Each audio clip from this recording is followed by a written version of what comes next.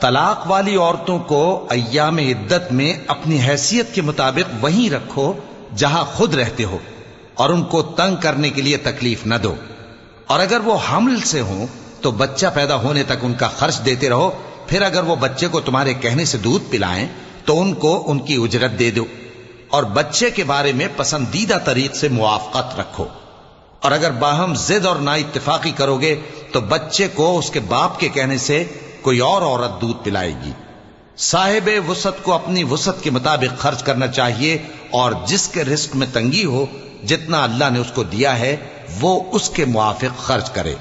اللہ کسی کو زیر بار نہیں کرتا مگر اسی کے لحاظ سے جتنا اس کو دیا ہے،